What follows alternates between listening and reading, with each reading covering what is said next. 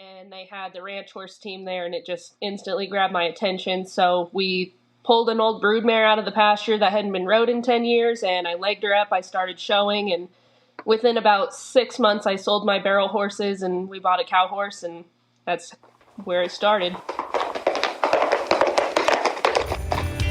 You are listening to the Horse Radio Network, part of the Equine Network family.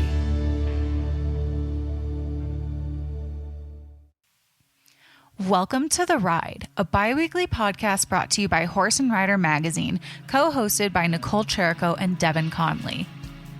In each episode, we chat with some of the industry's top trainers, clinicians, horsekeeping experts, and professionals to share inspiring stories, training philosophies, and the importance of living your best Western horse life.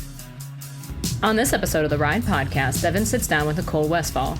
Nicole is the owner and head trainer at Top Choice Performance Horses, where she specializes in reined cow horses. She also trains alongside her husband, Connor James, puts on clinics, gives lessons, has an extensive background in the horse industry, sells horses, and also produces shows. Hear from Nicole about her experience in the horse industry and the advice that she has to give for those looking to do the same. This episode is brought to you by Turner Performance Horses. With a multitude of Western disciplines under their belt, it is no surprise that Chad and Paige Turner of Turner Performance Horses, residing in East Helena, Montana, and Congress, Arizona, are no strangers to the winter circle. Team roping, ranching, cutting, reining, and all aspects of the show world. Their true success and unwavering dedication are spent sharing their passion for horses with others. For over 25 years, Turner Performance Horses have spent many hours and have driven thousands of miles curating and putting forth versatile all-around horses. In 2017, Chad and Paige Turner decided to put forth an elite annual invitational horse sale called the League of Legends and Invitational Horse Sale, held at their ranch in East Helena, Montana, the first Friday and Saturday of August. Setting performance horse sale records, their secret to success is quality over quantity. League of Legends standards and selection process stands apart with an extensive look into each horse's soundness, a detailed vet form and radiographs, mindset, disposition, and skill set. Not just a sale, but more of a horse buying event. Chad and Paige will be selling horses the 3rd and 4th of December at the Resort World Resort Diamonds in the Desert Horse Sale, and also at the first annual Riata Showcase Horse Sale at the South Point, December 7th and 8th. Welcome back to another episode of the Ride podcast. I'm Devin Conley, and today I'm joined by Nicole Westfall, the owner and head trainer at Top Choice Performance Horses. She specializes in reined cow horses. She also offers lessons and clinics and sales. She has a very extensive background in the horse industry. She even puts on shows. She kind of does it all, and she's also a dear friend of mine. So, Nicole, thank you for joining us today. Really excited to have you here. Yeah, thanks for having me. Let's just start like we always do with, some basic introductions. Can you just tell us about your background in the horse industry? I know that, like I said, you've got an extensive background, and especially in the show industry, but did you grow up with horses? What disciplines did you compete in? Let's dive into your background a little. Sure. So I did. My parents showed in the reined cow horse when I was growing up, and they got me a youth horse, and I showed in the youth some, and then they kind of got out of it for a little while, and I started showing in 4-H and ran barrels for a while, got pretty serious into that, went to college on the rodeo team, and they had the ranch horse team there, and it just instantly grabbed my attention. So we pulled an old broodmare out of the pasture that hadn't been rode in 10 years, and I legged her up. I started showing, and within about 6 months, I sold my barrel horses, and we bought a cow horse, and that's where it started. And the rest is history. I have heard the cow horse deal is like that. Like, it's addictive. Like, you kind of dabble in it and you're like, this is it. This is the one I want. It is. You don't see very many people leave it. It's just a really good community of people. So I loved running barrels. I was fairly competitive. I thought I'd have a career in it. And then when I started back in the cow horse, you gravitate towards it. There's so many components to it, and it's different than a lot of events, and the people are outstanding. Yeah, I've always heard that. The community is amazing, and like the adrenaline dump of like going down the fence, like you can't really replicate, right? Yeah, no, even running barrels, it wasn't the same. Barrels is a pattern, and you don't have a pattern you do in the reining, but working a cow, there's no pattern. You have to think every step of the way, and your horse has to think every step of the way, and it's really neat having the different events as well, because you can go rein and you can go be really pretty, but then you have to go be really gritty down the fence, and you have to be really accurate out of the herd and smart with your cuts. And there's just so much to it that you never stop learning. That's cool. Yeah, I love that. And So you kind of caught the bug in college, and then from there you were showing as a non-pro, right? So Yep. can you talk a little bit about your experience showing non-pro? So I got on the ranch horse team, and then when I left college, I decided I wanted to show in the Rein Cow Horse, so the National Rein Cow Horse Association. Our local affiliate, the Colorado Rein Cow Horse Association, puts on great shows, and we had a friend growing up that had moved away and worked for a couple trainers in Arizona, and then he started his own business in Colorado about the time that I was ready to start showing, and so we started riding with him, Taylor Gillespie, and he did a good job. We found a great horse out of Dave Dillman's program that I bought and I showed for a couple years and had success on, and I started out in the boxing, and then when I was ready for a fence horse, we went ahead and sold him and got something else, and then I just started going down the fence in the non-pro and started doing the limited aged events and maturity horses, and I've shown quite a few, so I've been really lucky to ride a lot of good horses. Yeah, that's cool that you kind of like scaffolded your way up. Is that what you recommend for a non-pro, to kind of start with like the seasoned older horse, just get in the boxing and then go from there? Or what do you recommend? I do, yeah. So the boxing used to be considered just a step-up class so that you could get ready to go down the fence, and it's become so much more than that. The boxing has the biggest number of participants in it. It really carries these shows, and now that there's levels in it, not everyone wants or needs to go down the fence, and so now they can feel comfortable staying in that spot if they want, or once they've leveled out. So there's the limited non-pro boxing, which has $1,000 lifetime earnings cap, and then there's the intermediate, which has a $5,000 cap, and then the non-pro boxing. And so once you level through all those, if you want to go down the fence, then you can start all over in those same levels down the fence, or you can stay in the boxing and be competitive and keep winning money. They've added a lot of added money to it, so it's a good class to stay in if you want to stay there and be competitive, or to step up into the fence work. That's cool. Yeah, I like how that gives everybody kind of a shot. And, you know, we have a lot of listeners that are Rein Cow Horse fans, but, you know, probably people that want to get into it but don't know much about it. Can you just give a quick breakdown of what the boxing class is?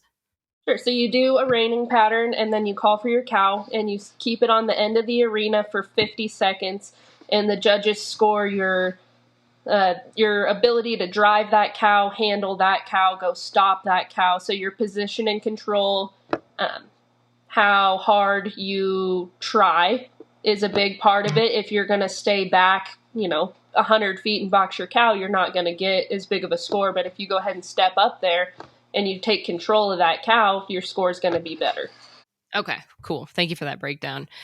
So, you're competing as a non-pro, kind of working your way up, and then eventually you make the transition to an open rider, which you are now, and you're training and just really like it's your life. It's your life's work. So what is that transition like, going from a non-pro to an open rider, and that experience in general? So when I went to college to start colts, and that was my goal, is I was going to be a horse trainer. And then through college, I decided, I don't know if I want to do that. Like, addicted to poverty, as they say. I was like, I want something different. I don't think I want to be a trainer yet. And so I went through some other things. I started a couple other businesses. I showed as a non-pro. I bought and sold horses. And then it came down to the fact that I was fortunate enough to ride a lot of my parents' horses. They raised very nice horses, and I was competitive on them. But I didn't want to have to rely on riding their horses forever, and to go buy something to go be competitive on, I would have to have a lot better job than I did. And so it kind of came down to the fact that if I want to get better horse flesh, I've got to ride horses for the public to find that better horse flesh. My parents shouldn't have to, supply me with good horses for the rest of their lives. They'd probably like to retire and move to Florida and watch me, win on other horses. So Right. That's kind of the reason that I decided that. And my now husband's a trainer. And when we moved in together, I was just surrounded by it all the time. And there were opportunities that I had to pass up because I couldn't ride outside horses. And so that was hard too. And I finally came to the decision that I'm going to give up my non-pro status. I'm going to ride outside horses. And at first it was I'm just going to take a couple, kind of supplement my income and have those opportunities and be allowed to take them if I want. And then that didn't work. All of a sudden I was riding 15 head a day, and it just turned into a full-time horse trainer. I don't buy and sell like I used to. I always have a couple personal horses that are for sale if the right person comes along. But I kind of gave that up, and I still produce horse shows. But the training is the major deal that I do now. So. Yeah, and like you mentioned, your now husband. Congratulations. That's that was a big thing that just happened for you this year. And you and Connor have built a very successful training business together. And it's really cool that you're like this team, husband and wife training team, and you both show together. Like you're both very successful in the show pen. It's a really cool story for our listeners. Make sure you check them out. They're awesome. And so your journey as a trainer, though, like you mentioned, you kind of get in this. Dip your toes in, and all of a sudden you got like 15 head of horses in the barn, and you're like, oh, I'm a horse trainer now. Right. What was that like for you? Yeah, it was a little different. So I had bought maybe 2 or 3 colts since meeting Connor to kind of learn how to start a colt, because I had not done much of that, and definitely not the correct way. So when I gave my non-pro status up, I didn't think of myself as a colt starter. I had very limited experience, just the couple that I had bought myself, so that I wasn't screwing up someone else's horse. And then they started coming. Oh, I need this horse started. Oh, I need this horse started. And I just kind of jumped in, and all of a sudden I was starting 5 or 6 at a time. And it was the best way to learn it. It didn't give me an excuse to not go do it. I just had to go do it every day. And I'm not saying I'm great at it, but I've learned a lot, and my training program is revolved around that a lot. Well, and side note, listeners, as somebody who's bought a horse out of Nicole's program, she is great at it. So don't let her fool you here. Thank you. You bought a good one. She is a good one. I love her. Oh my goodness. Well, and you've talked a little bit about like your parents' program and the broodmare, that you started on and that you pulled out of the pasture. They do have an excellent program. Your folks do. Like, tell us a little bit about that. Like, have they always bred horses? What are some standouts from their program? Yeah, so they've worked really hard, just small-time breeders with, kind of a small-time budget. They don't get to just breed to any stud they want, and they don't get to go buy that $50,000 broodmare. So it started pretty early when they got into the cow horse. I think they had maybe shown for a couple years. They went to Ward Ranch there in California, and they picked out a yearling that they absolutely fell in love with. Her name was Smart and Catsy, and we had no idea what she was going to do for the program, but she made the finals at the Snaffle Bit under Tim Unzicker. She won a bunch of money in Idaho. She was competitive everywhere she went. When my parents kind of got out of the cow horse, she just kind of sat for a little while due to finances. And so it took a little longer for us to breed her, so she didn't get as much opportunity to raise foals as she should have. But the ones she did were just outstanding, and they won in the non-pro, they won in the open. Dave Dillman showed several of them for us. Cat-like is one of them, and I mean, he's won me a bunch. He made me a bunch of finals, and when I did transition to the open, he was one that I was winning on in the non-pro, but I could go take to the open and still win. So that really helped me in that transition, because it's hard when you go from a non-pro. The open is a totally different level, totally different caliber. And so to have a horse that carried me through that and let me get my toes wet and have a little bit of success right off the bat in the open, that was huge. And that mare she's done so much for our family. And now we've got one of her offspring by Chick Please that's been a good producer for us. We've got a daughter of Cats Murata. We've got a couple good mares that we think a lot of, and we try to breed to the best that we can afford. And my parents have done a great job doing that and raising them and getting them out in the public. Yeah, that's cool. You guys kind of are like the blueprint for like a family small breeding operation. Like, good mares are the backbone of that kind of deal. And then taking what you have and turning it into these like top dollar, amazing finished horses like that. There's a lot there to be proud of. That's very cool. Yeah, I'm proud of them. And it's exciting for me to see my mom's hard work and that program come to life. And we've sold a lot of really good ones, which is hard because they leave our program. And of course we want to show good ones, but it's really cool to see that other people want to show them too. Yeah. That's bittersweet, I'm sure. Yeah. But so, making this transition from a non-pro to open and getting into the training business and everything like that, what is something you would tell somebody kind of looking to make that leap? Like maybe a non-pro that's on the fence and they they've got this opportunity other than, like maybe save all the money you can, but like what else would you tell them? Yeah. I would say do as I say, not as I do, and go to work for somebody. The circumstances didn't quite work out that way for me.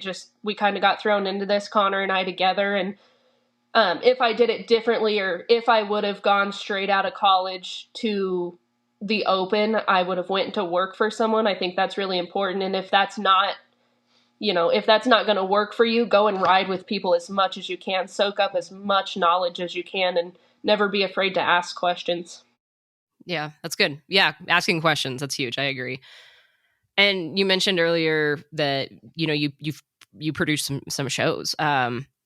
Well, let's get into that. What are they called? What's the organization called? What kind of shows for what level of writers? Just give us a little background on the shows that you produce. I started Central Colorado Jackpot Cutting, probably 4 years ago. And I started it because I needed more practice, and there was nowhere to have practice. I would go into the herd and I'd mess up and I'd want to go fix it, and there was really nowhere to go practice. And so I started it. Well, little did I know how much work it took to produce a show, so I didn't even ever end up showing at my own shows, but everybody liked them so much that I was like, well, yeah, I guess I'll keep doing it. And then it's turned into a great thing. Yeah. We've got several different levels. So we have a cutting class, which would follow NCHA rules. We've got an open and non-pro in that. And then we have a herd work, which is what you would do in the cow horse. And we've got an open and a non-pro in that. And then depending on the time of year, a 3-year-old class as well, because these 3-year-olds are getting ready for the futurity. And then we've got a ranch cutting class that has a green rider class, a non-pro, and an open. And that class is really just to go get your toes wet. If you've never done it before, that green rider class is perfect. Yeah, very cool. So there's like a little something for everybody. There is, yeah. And we also have a cow horse class with it so that you can go rein and box, or rein and fence, or rein and box drive. So there really is a little bit for everything. It's been exciting because I haven't been around the cutting much, so it's been exciting to see these guys come in and show at my shows and give me feedback and tell me how much they appreciate it. And it's exciting to see that horse flesh at a show that I produced. Very cool. And you just mentioned like you didn't know how much work would go into it, and I can't even imagine. But what does go into producing a show? Like what's behind the scenes? What does that take? Your whole life. All of your blood, sweat, and tears. Yeah, I had no idea what I was doing. When I had that first one, I didn't have a single hired help. I had my mom running the office and my dad running the cattle crew and me running around like crazy, running into every issue that there is with these shows. And I didn't expect it. I didn't understand that there could be so much issue or so many little things that you don't think about. So it's been a huge learning curve, but it is a lot of work from, usually I start advertising these shows about a month and a half before. So from the second I start creating that flyer to put it out until 2 weeks after that show, it is pretty nonstop. It takes a lot of communication. I've learned that it does take a lot of help. So now we hire, we've always hired the judge, but now I hire an announcer. I hire more cattle crew, office help if I need it. I'm not afraid to get more help now because it does take so much. And then there's always volunteers and people willing to step in where need be. And it takes a tribe for sure. Yeah. Oh, I bet it takes just a whole mess of people. And, as somebody that has never produced a show, but I've gone to a lot of shows, a lot of jackpots, a lot of races, I'm curious personally, what's something that you kind of wish contestants knew about like being a good contestant? How can, folks show up and help the process run smoother? Like as a producer from that standpoint, what do you wish more people knew? I wish I knew how expensive it was. Like, I don't make a killing off these shows. Sometimes I lose money. Sometimes I break even. Sometimes I make just enough so that I know I can pay for the next facility. And so it's hard. Like, I had to raise my prices last year, and I didn't get much fuss over it, but a little bit. And I had to raise my prices so I wasn't losing money. Cattle have gone up. Facilities have gone up. Fuel has gone up. So that means the tractor goes up. Help has gone up. I started out paying my announcer, I think, $50, and now, it's 4 times that because that's what someone's time is worth. And so all those things together, it's very expensive to produce a show to the best of your ability. Now, I could cut corners and I could make stuff cheaper and I could get used cattle and, only go off volunteers, and we may or may not have an announcer or a timer or anything like that, but I don't. I try and put on quality shows that people want to come back to, and that takes money. Yeah, no, that's good. I'm glad that you mentioned that, because it does. Unfortunately, just everything's more expensive, and like with quality comes higher prices sometimes. And from being a competitor and a trainer and being even in the breeding business, how does all that shape your perception on when you're putting on shows? Like, how do you put that knowledge to use when you're producing a show? As far as just everything getting more expensive? Just in general, of like, I'm sure that gives you a really unique viewpoint on like you said, you want to put on the best show possible, and you have all these backgrounds. Like, do you bring that knowledge in when you're thinking through everything that, a show requires? I do. I think that helped me, because right off the bat, there were some glitches and stuff that I didn't understand at first, but I knew what type of show I would want to go to and I would want to attend, and that's what I tried to make this show. Like, we try and always have a flag there, because no one likes to go out of the herd and show your horse fresh on a cool, December morning. So we try and always have a flag there. The ground, I know ground is very important. It gets a little tough because those cutters want it a little deeper, but I have a cow horse show at the end of the day, so I can't dig it 6 inches deep and then ask these guys to go run and stop at the end of the day. So just a fine balance of keeping these horses safe, keeping them sound, and keeping the ground so that people can be competitive. No one wants to go slide past a cow because it's an inch deep. So I think that's helped a lot. Just me understanding, again, what would I want to go show my horse on? Yeah. Same thing with cattle. I try and get them from places that I know are going to handle them correctly. You can't always control cattle. They are how they are. They come from different places. But the guys that supply me cattle do a great job of just handling them correctly so they don't come off the trailer just fighting mad. That's cool. Yeah, I definitely feel like your background just in the industry really gives you that unique perspective to like put on a show that's good for everybody, because it's like you've seen things that work, things that don't work, and then you can bring that and put it into practice. Speaking of showing, your 2024 season, the year's kind of coming to an end. Like, what show horses do you guys have right now? What are you, where have you been this year? Can you talk a little bit just about where you've been showing, what you've been showing?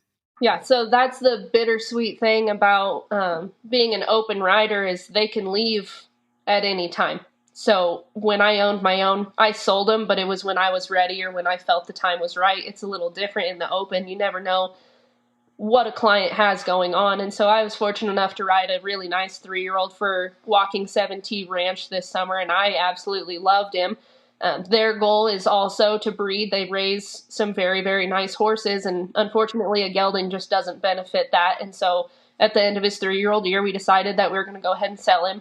And he just sold, and that's hard because I picture my future with that horse, and what I can get done is Derby years, and then it's just kind of gone. But at the same time, you always have to have your client's best interest in mind. And he went to a great home, and they're going to go continue to ride him and show him, and that brand that's on his cheek is going to get to everybody else. So that's absolutely the best interest for my clients. Not to mention, he's going to go ahead and tell everyone where that horse came from and who put the training on him his first 2 years. And so it's good for me too, but it is hard to see him leave, and then you start all over. So we've got some upcoming 2-year-olds that we're really excited for, and seems like a long time to wait until you get to go in the show pen with him again, but it'll be here before we know it, and we'll start over again. So Yeah, start the process over. And like you said, that's probably something that if you're thinking about making the jump from a non-pro to an open rider too, and get into training, that you have to consider is, like, if you're riding outside horses, they sell. That's kind of the point, right? Is show them, put the miles on them, get the winnings, and then they move on down the road. Yeah, if you can ever make a profit on a horse, do it. Yeah. So it's hard to, convince a client like, hey, I know they're offering you a great amount of money for this horse, but I'd sure like to keep him and ride him. Because at the end of the day, money's what makes this whole deal go around. And so if they can sell one and invest it in something else for your future, that's just as important. Yeah. So I would say I was lucky enough. I showed Cat-like until July, and then we sold him, and my folks owned him. Same deal. They're my parents, but they're also my clients at this point. it was in their best interest to sell him. And he also went to a great home, and it left me without a horse to show, but that money is what they can put into their breeding program for the future years so that they have several good ones coming up. So it's hard. They leave, but if you can afford to own your own one, just so that you always know you have something to take to the show. Oh, okay. That's good advice. Yeah. And, speaking of programs and how you guys operate, I know that you obviously these are show horses. They're treated incredibly. You guys take such incredible care of your horses, and you also give them kind of the chance to be horses, and you take them out and do work outside the arena with them. And I think that probably helps keep their mind right. Would you agree? Like, can you talk a little bit about how your program looks in terms of training and the variety that you expose, the backgrounds that you expose them to? Absolutely. So before I met Connor, I went to one branding on a horse that had never been roped on. I got wrapped up in the rope. It was a disaster. That was my outside experience. And so when I met him, he introduced me to a whole different world. And that's when I realized how important it is for these horses to experience all that. When they, when they face real life situations outside, all of a sudden those situations in the show pen aren't such a big deal. They know how to get through them, and it keeps their mind great. Anytime we're like, this one might be getting a little burnt out, we'll go take it outside and let it enjoy itself and, free up and go rope something and feel like they really accomplished a job. Yeah. And I've personally seen you guys bring these like amazing horses into the branding pen, and they do so well. We try and set them up for success. I mean, we do our homework first. They drag the log and we rope the sled, and then usually before we take them to a branding, we'll, head and heel something that we have here just so that they're ready. So we are setting them up for that success. But yeah, it's so important for them, and it really grows them up. A couple times in the branding pen, they feel like a different horse. Yeah. Would you say that's kind of a common mentality for, especially like the cow horse world, of taking horses outside and not just they're not just standing in a stall 24/7, which I understand sometimes they have to, but it seems like, I've chatted with like Matt Cook, and that's kind of his philosophy, and like Clayton Edsel and guys like that. It seems like is a pretty common mentality for that specific discipline.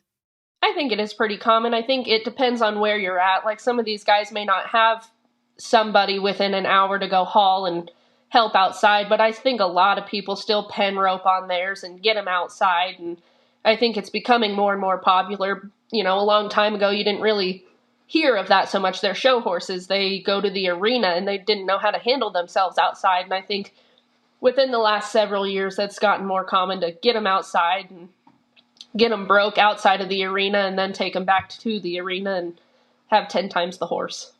Yeah, I agree. That's very cool. So if somebody's looking to kind of get into the cow horse and they're a non-pro and maybe they've been riding or whatever, but switching disciplines, what do you recommend they look for when they're horse shopping? Because you guys, like you said, you do some horse sales, and I know you have a background in that, and you're very successful at it. So what do you recommend for somebody looking for kind of their first cow horse? I recommend that they find a trainer to work with.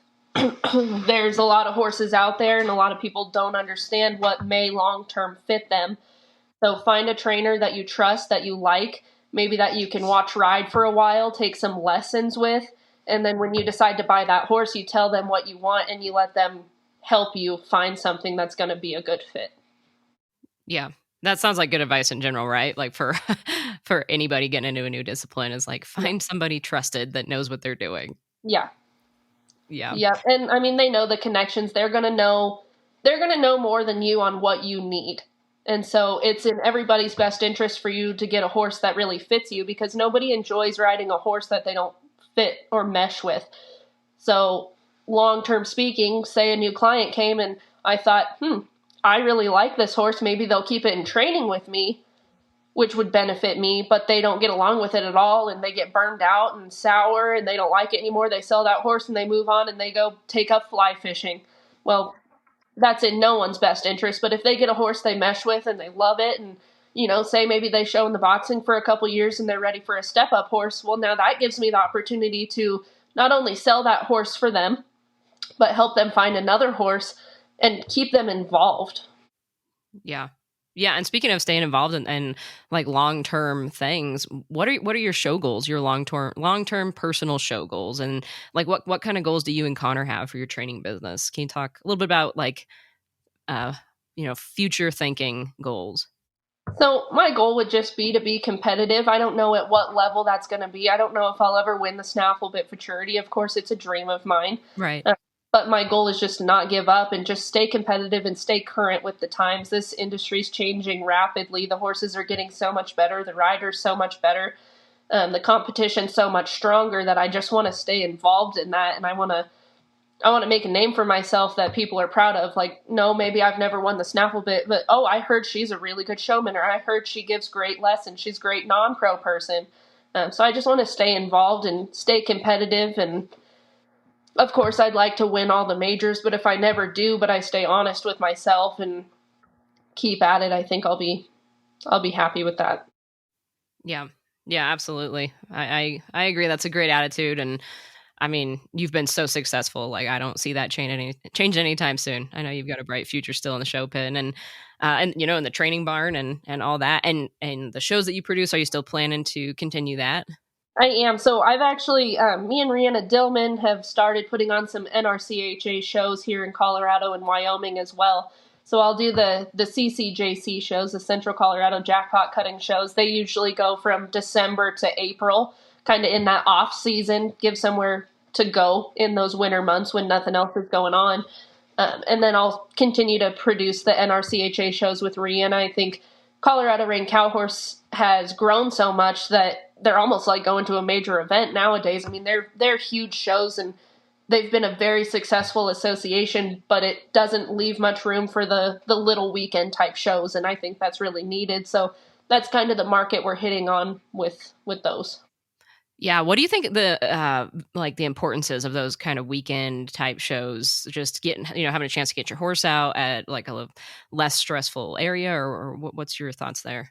Yeah, so everybody likes money, and so when you go to these bigger shows that pay out, that's great. And again, that's why people can afford to keep doing it, is that money. However, not every horse needs to be ran to a 74 in all three events to win a check every time. So if you go to a bigger show but you don't want to run your horse's wheels off, you either don't show or you show your horse quietly and you don't win a check. So it leaves not much room to just go cruise through every once in a while. That, and like you talked about earlier, someone just getting into it, a big show like our show in Douglas is huge for CRCA. I'm on CRCA's board as well. So what don't you do, Nicole? But our shows in Douglas are huge and it's a great show, but that might be intimidating for someone's first horse show. And, it takes some commitment, especially for these non-pros, to get so much time off to go to those shows, that I think these weekend shows are going to be beneficial for people to just go in, go have fun, go cruise through, not have to take a week off from work, and still be able to go get your horse shown while still winning some money. And we try and do good prizes. And so I think it's important. I think there's a spot for every size show, from these little weekend shows that we're putting on all the way up to the 6-7 day long shows and the majors. But I think it's important to have that option no matter where you go. Yeah, the variety I think is probably amazing for people, and different levels of riders and different levels of horses and all that. Yeah. So, I mean, at the end of the day, like, you eat, sleep, and breathe horses. Like, you and Connor, like, this is your life. This is your business, your livelihood. And it has been, right? It's been your goal to just have this business in the horse industry, and you're like living your dreams, which is very, very cool. What would you say to somebody listening right now that's hearing this and is like, I want that. Like, I want horses to be my life, my livelihood, my business, everything? I would just say, don't be afraid to jump in. Get your feet wet. If you're not ready to give up whatever career you have, or if you're not sure if you want to be a trainer, go work for someone cleaning stalls, or go volunteer, or go, sit at the shows and watch people. Just make sure that that's what you truly want, because it is a huge commitment. Like, we don't have a 9-to-5 job. Right. We don't have what most people would consider steady income. Like, everything fluctuates. when the economy gets bad, like, your hobbies go first, and horses are hobbies to people. So you have to keep that in mind.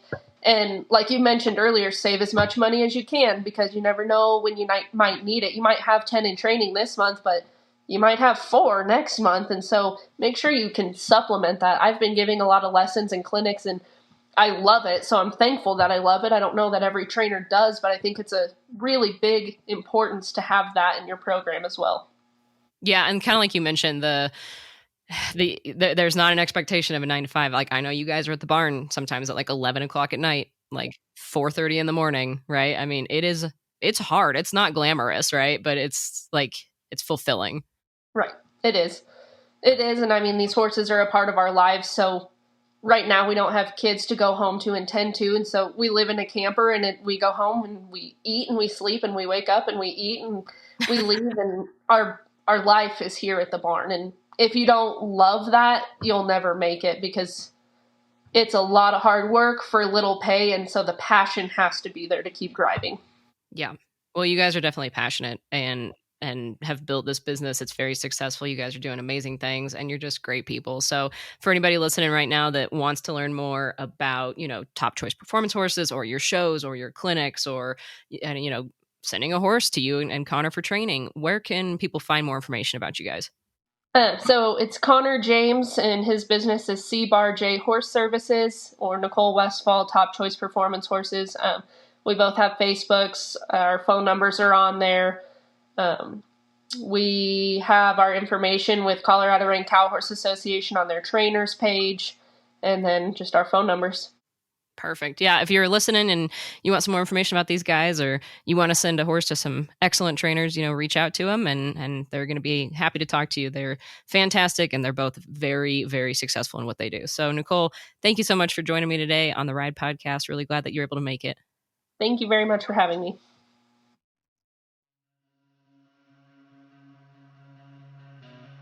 Thank you guys for tuning into the Ride Podcast. We hope you enjoyed this episode, and please be sure to subscribe wherever you listen to podcasts.